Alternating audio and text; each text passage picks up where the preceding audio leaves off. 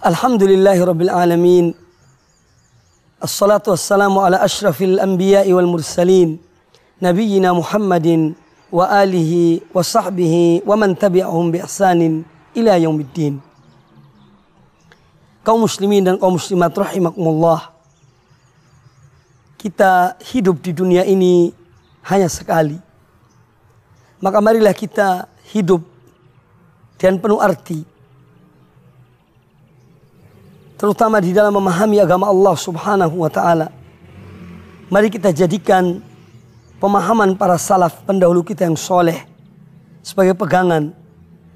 Karena mereka lah orang-orang yang ketika turunnya Al-Quranul Karim, ketika diutusnya Rasulullah sallallahu alaihi wasallam, mereka hidup bersama beliau. Mereka mengetahui tentang sebab-sebab turunnya ayat-ayat Al-Quran atau sebab-sebab turunnya, sebab-sebab keluarnya hadis-hadis Nabi sallallahu alaihi wasallam. Yang mana dengan pemahaman mereka yang diikuti oleh para tabi'in dan orang-orang yang mengikuti mereka dengan baik telah mendapatkan keridhaan Allah subhanahu wa ta'ala.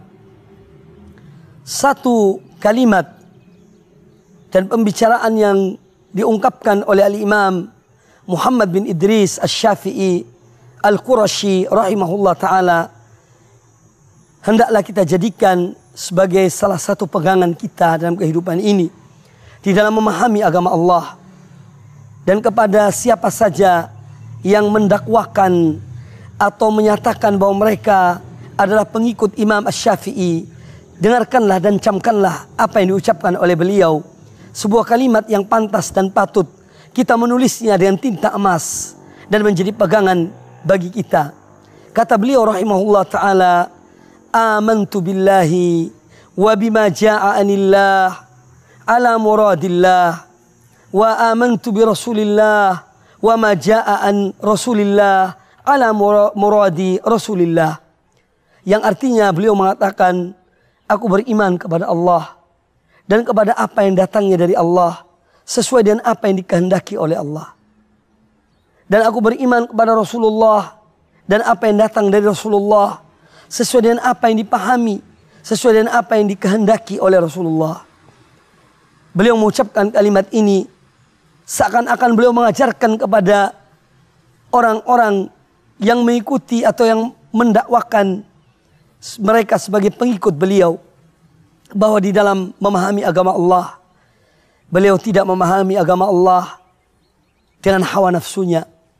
Beliau tidak memahami agama Allah dengan kehendaknya, tetapi lebih dari itu beliau mengajak umat ini dan orang-orang yang telah mengatakan bahwa mereka adalah pengikut beliau agar mereka di dalam memahami agama Allah hendaknya sesuai dengan apa yang dikehendaki oleh Allah, sesuai dengan apa yang dikehendaki oleh Rasulullah. Karena sumber agama ini dari Allah subhanahu wa ta'ala, maka apa yang dikehendaki oleh Allah dalam agamanya, itulah hendaknya menjadi pedoman kita di dalam memahami agama Allah subhanahu wa ta'ala. Dan menjadi pedoman kita dalam memahami agama Rasulullah sallallahu alaihi wasallam. Karena yang namanya pemahaman manusia itu berbeda-beda. Maka pemahaman yang benar adalah tatkala seorang di dalam memahami agama Allah ini sesuai dengan pedoman Allah, sesuai dengan petunjuk Allah dan Rasulnya, Nabi kita Muhammad sallallahu alaihi wasallam. Betapa banyak orang-orang yang telah menyimpang dari jalan Allah dan jalan Rasulnya.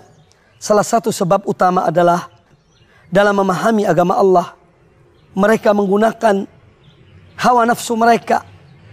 Mereka menggunakan akal pikiran mereka yang murni tanpa merujuk dan kembali kepada pemahaman yang benar dari yang dipahami oleh para sahabat, tabi'in dan orang-orang yang mengikuti mereka.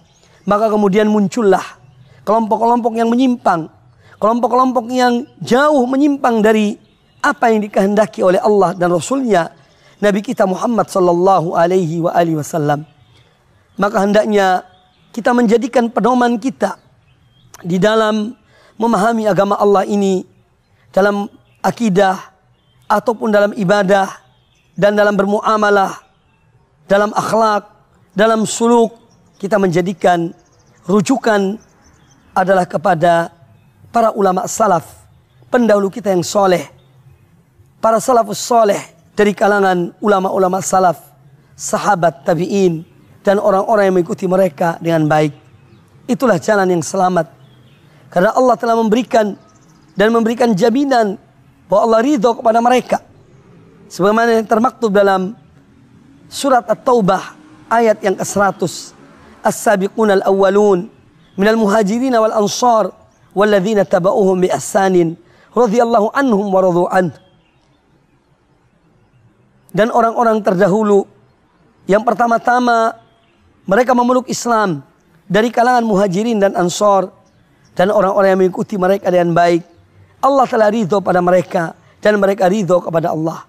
Maka apabila seorang hamba, apabila kita ingin untuk mendapatkan ridho Allah subhanahu wa ta'ala, maka marilah kita mengikuti jejak orang-orang yang telah mendapatkan keridhaan Allah, yaitu para sahabat muhajirin dan ansar dan orang-orang yang mengikuti mereka dengan baik. Semoga dengan demikian dan mengikuti mereka, kita pun akan mendapatkan keridhaan Allah subhanahu wa ta'ala.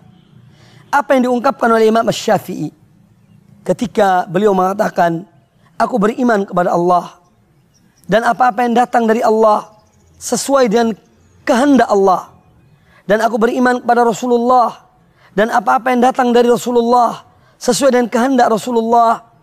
Ini kalimat yang indah yang mengajarkan kepada kita agar kita pun mengikuti jejak beliau rahimahullah ta'ala.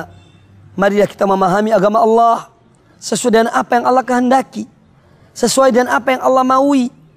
Jangan kita benturkan dengan akal pikiran kita, apalagi dengan mengikuti hawa nafsu kita. Lalu kita mentakwilkan ayat-ayat Allah, kita mentakwilkan hadis-hadis Rasulullah sesuai dengan kehendak kita, sesuai dengan hawa nafsu kita, atau dengan akal pikiran kita yang dangkal.